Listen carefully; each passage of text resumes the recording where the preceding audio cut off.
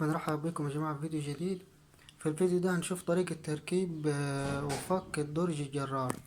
الدرج اللي بيبقى ماشي على المجرى زي كده، السكة دي. طبعا ده درج ألموتال، بس أنا هشرح لكم عليه. هو نظام في الخشب وفي الألموتال. هنا أول ما تيجي تحب الدرج زي كده عاوز تفكه، تفتح الدرج على آخره لغاية ما يوقف معاك. هنا ظهرت ايه الستوب دي، أو زي يعني بلاستيكية سودة. نفس الأدراج غالبيتها شبه بعض، نفس الفكرة تمام. واحدة هتلاقيها من الطرف ده، وهتيجي في الناحية التانية هتلاقي برضو ايه واحدة هنا اهي دي. طيب عايز افك ازاي؟ هتيجي تشوف دي هتلاقيها مرفوعة، هتضغط عليها تنزلها لتحت كده تمام.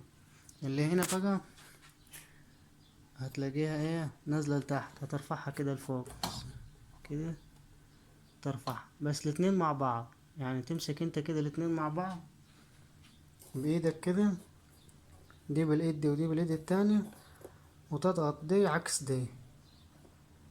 دي تنزلها ودي ترفعها، لو كانت مرفوعة تنزلها، كانت نازلة ترفعها، وتسحب تلاقي الدرج بيطلع معاك كده. الدرج بتاعك طلع. طبعا ايه احيانا ممكن واحد يكون مثلا عاوز لو في حاجة وقعت من ورا، لان الدرج دي ما تبقاش واصلة للاخر. دي طريقة ايه الفك. التركيب نفس الفكرة، نشوف التركيب دلوقتي. في التركيب هنيجي كده نخلي الدرج كده قدام السكة دي بالظبط.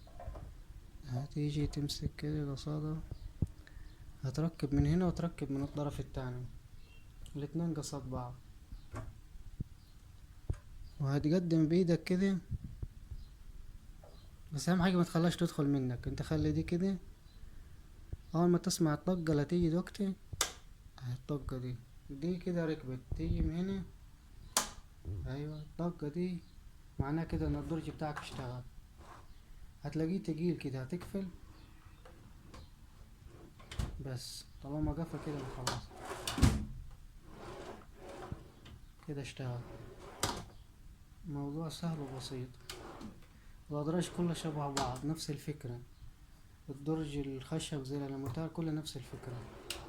شكرا.